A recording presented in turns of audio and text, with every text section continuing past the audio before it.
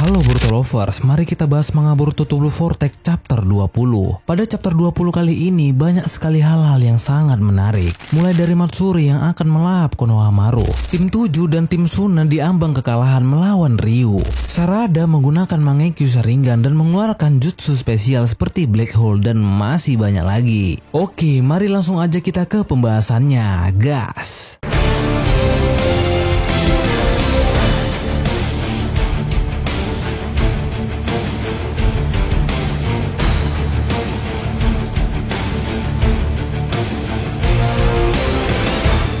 Pada chapter 20 ini berjudul Karena Cinta. Covernya diisi oleh Konohamaru dan di covernya bertuliskan, laki-laki sejati tak akan gentar di hadapan konflik asmara. Di halaman awal di samping panelnya bertuliskan, argumen akan nama panggilan Konohamaru menyulut emosi Matsuri. Bisakah Konohamaru meloloskan diri dari bahaya itu? Chapter 20 kali ini diawali Matsuri yang sangat marah dan ingin melahap Konohamaru karena masalah asmara. Saat itu Konohamaru merintih kesakitan. Matsuri berkata, "Berisik sekali, apa perlu kupatahkan tulang lehermu agar kau diam? Atau mungkin kau lebih suka aku melahapmu pelan-pelan sambil kita mengobrol? Tentukan pilihanmu, Konohamaru-chan." Di tengah-tengah kegentingan itu, Konohamaru pun mengingat perkataan Shikamaru yang berkata, "Cobalah untuk mengakrabkan diri dengan mereka, jinakkan mereka, mumpung para binatang buas itu masih seperti anak kecil yang polos." Konohamaru pun mulai berkata kepada Matsuri, "Bukankah tadi kau bilang hari ini adalah hari terbaik dalam hidupmu karena kau bisa mengobrol banyak denganku? Kalau kau melahapku, aku akan mati. Kalau itu terjadi, kita tidak akan bisa mengobrol seperti ini lagi." Matsuri yang mendengar perkataan Konohamaru pun berkata, "Ya, hari ini memang menyenangkan, tapi di saat yang sama aku juga merasa takut. Rasanya seperti akan kehilangan kewarasanku. Satu hal yang sudah pasti adalah eksistensimu berbahaya bagiku. Kau membuatku gila. Naluriku berkata bahwa aku harus menyingkirkan bahaya untuk melindungi diriku. Tapi di sisi lain ada perasaan menginginkanmu. Keduanya bercampur dan memerintahkanku untuk melahapmu agar kau enyah." Lalu terlihat Konohamaru pun hampir sepenuhnya dilahap oleh Matsuri.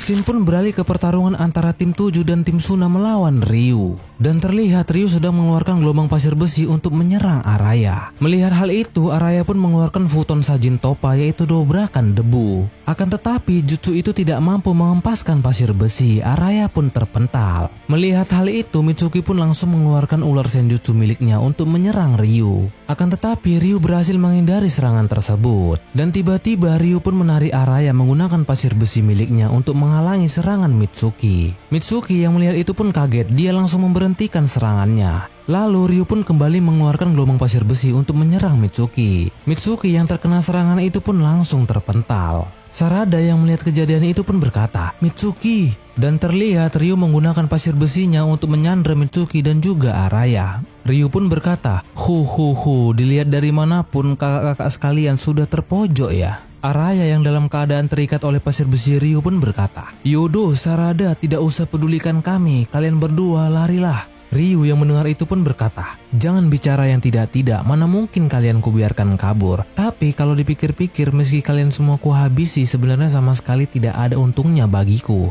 Benar juga, bagaimana kalau begini saja? Aku ingin kalian memberiku info soal Boruto Otsutsuki maupun kolaboratornya. Beritahu aku lokasi mereka. Atau kalian punya info soal kelemahannya, boleh banget. Pokoknya informasi apapun soal mereka. Sebagai gantinya, aku tidak keberatan membiarkan kalian semua lolos." Mitsuki yang mendengar itu pun berkata, "Jangan tertipu, dia pasti akan tetap membunuh kita. Cepat kabur sekarang juga." Ryu yang mendengar itu pun berkata, "Teganya, padahal tadi kan kalian yang berkhianat. Tolong jangan samakan aku dengan kalian." Yodo yang saat itu pun berkata, "Sarada, beritahu dia di mana Boruto berada. Kau tahu sesuatu kan?" Sarada pun menjawab, "Yodo?" Yodo melanjutkan, "Kalau begini terus tamatlah kita semua. Apa saja boleh, cepat katakan sesuatu." Sarada pun menjawab, "Kau bodoh ya, kau percaya pada ucapannya. Ini sudah pasti perangkap." Yodo pun berkata lagi, "Memangnya ada cara lain? Kau mau kita dibunuh olehnya tanpa perlawanan?" Sarada kembali menjawab, "Maaf, tapi aku tidak sudi menyelamatkan diri dengan mengorbankan temanku. Dan lagi aku sama sekali tidak tahu apapun." Sarada pun teringat kata-kata Sumire, "Meskipun kita secara terang-terangan membela Boruto, bisa dibilang kita sama sekali tidak tahu informasi penting apapun tentangnya. Tapi kalau dipikir-pikir lagi, justru karena kita tidak tahu makanya kita masih bisa bergerak dengan bebas di dalam desa." Yodo pun berkata lagi, "Dia ninja pelarian yang diburu desa karena sudah berbuat dosa besar kan? Sebelumnya aku tidak tahu kenapa kau melindunginya, tapi sekarang aku paham alasannya." Meski seluruh dunia menjadi musuhmu, kau tetap ingin berada di pihaknya kan? Dia laki-laki yang membuatmu berpikir seperti itu kan? Itu sama seperti arti keberadaan Shinki bagiku. Ryu pun berkata, kakak-kakak, jadi mau bagaimana nih? Semua sepakat ya, kalian semua akan kuhabisi di sini? Yodo yang mendengar itu pun menjawab, tunggu Ryu, sayang sekali, tapi kami tidak punya informasi apa-apa soal Boruto. Ryu pun berkata lagi, begitu rupanya, jadi negosiasi kita batal dong. Yodo pun menjawab lagi, jangan buru-buru begitu, sebagai gantinya bawa aku bersama kalian. Pelacakan adalah bidang keahlianku, aku bisa membantu kalian. Sarada yang mendengar itu pun berkata, Yodo, kau? Araya pun berkata, si bodoh itu. Yodo pun melanjutkan, tidak masalah kalau aku mulai mengumpulkannya dari sekarang kan. Informasi apapun yang kalian butuhkan pasti akan kudapatkan. Sebagai gantinya, lepaskan mereka bertiga.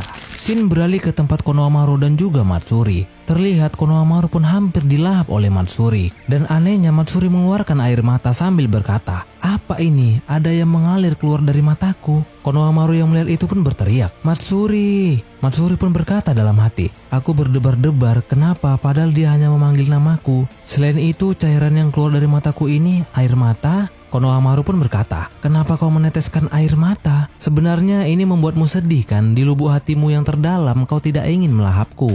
Shin pun beralih ke markas para Ego Yubi. Dan terlihat Jura sedang duduk bersama dengan Hidari. Tapi yang anehnya Jura juga mengeluarkan air mata. Shin pun kembali beralih ke Konohamaru dan juga Matsuri. Matsuri berkata, air mata? Apa maksudmu? Sebenarnya apa yang sedang terjadi padaku? Konohamaru pun berkata, Matsuri, kumohon maukah kau menggenggam tanganku? Matsuri yang mendengar itu pun menjawab, Konohamaru melanjutkan, mari kita mulai dengan bergandengan tangan, apa yang disebut dengan hubungan spesial. Matsuri berkata, hubungan spesial? Konohamaru pun melanjutkan, ya ini langkah pertama kau dan aku. Lalu Matsuri pun mulai menggenggam tangan Konohamaru sambil berkata, rasanya hangat. Dan tiba-tiba Konohamaru pun teringat kata-kata dari Shikamaru. Shikamaru berkata, Konohamaru, cobalah untuk mengakrabkan diri dengan mereka. Jinakkan mereka. Mumpung para binatang buas itu masih seperti anak kecil yang polos, setelah itu hianati mereka. Lalu tiba-tiba Konohamaru menyerang Matsuri dengan Oda Marasengan di kedua tangannya. Konohamaru pun masih mengingat perkataan Shikamaru yang berkata, barusan hatimu goyah ya, kalau kau menganggap mereka sebagai musuh, kita tidak boleh menaruh belas kasihan, agar bisa mengalahkan mereka di saat mereka lengah. Terlihat Matsuri pun mengeluarkan air mata sambil berkata, Konohamaru-chan. Shin pun kembali beralih ke markas para Ego Yubi. Jura yang saat itu berkata, karena cinta Matsuri jadi ragu untuk melahapnya, dan karena cinta juga dia tertipu dan terkena serangan balik yang menyakitkan. Begitu pula dengan Konohamaru Sarutobi, karena cinta tekad di hatinya goyah sehingga ia membuat kesalahan fatal, padahal kemenangan sudah di depan mata.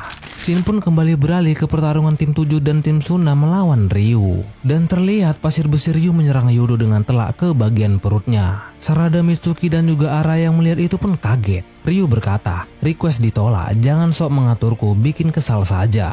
Sarada yang melihat itu pun langsung berlari ke arah Yodo sambil berkata, Yodo, bertahanlah Yodo. Araya yang melihat itu pun berkata, sial, berdebah. Yodo yang sudah terkapar pun berkata, ternyata tidak berjalan lancar ya. Sarada yang melihat keadaan Yodo pun berkata, gawat.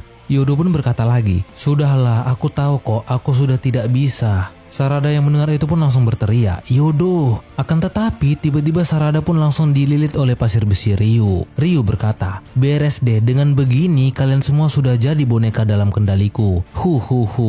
Yodo yang sedang terbaring pun berkata, Sarada, entah kenapa sekarang aku bisa mendengarnya dengan jelas. Kau terlalu tidak mengerti akan dirimu sendiri. Kau tidak paham dengan perasaanmu sendiri. Kau tak tahu apa yang membuatmu ingin jadi kuat. Sekarang aku bisa mengerti, aku bisa mendengarnya. Kau salah paham, mungkin secara tidak sadar kau mengelabui dirimu sendiri. Sarada yang mendengar itu pun berkata, apa maksudmu? Yodo melanjutkan, yang aku maksud itu kekuatan yang kau biarkan berkarat. Ryu yang mendengarkan perbincangan mereka pun berkata, keras kepala ya, padahal sudah sekarat begitu. Supaya tidak semakin menderita, lebih baik langsung kuhabisi saja. Sarada yang mendengar itu pun berkata, hentikan. Yodo pun masih saja berkata, aku tidak tahu apa yang menahanmu, tapi kekuatan yang kau miliki itu tidak harus kau gunakan demi semua orang. Kalau demi melindungi seseorang yang berarti bagimu, tidak masalah, gunakan saja walau hanya demi satu orang. Dan terlihat saringan Sarada pun aktif. Ryu pun berkata lagi, "Baiklah Kak Uchiha, langsung saja." Setelah itu sesuatu yang aneh pun terjadi. Semua pasir besi yang mengikat Araya, Mitsuki dan juga Sarada tiba-tiba terlepas. Ryu yang melihat itu pun berkata, "Ada apa ini? Pasir besinya terlepas." Dan ternyata terlihat ada sebuah portal di sebelah Ryu yang menghisap pasir besi Ryu. Mitsuki yang melihat itu pun berkata, "Belenggunya terlepas. Apa yang terjadi? Pasir besinya berkumpul di satu titik,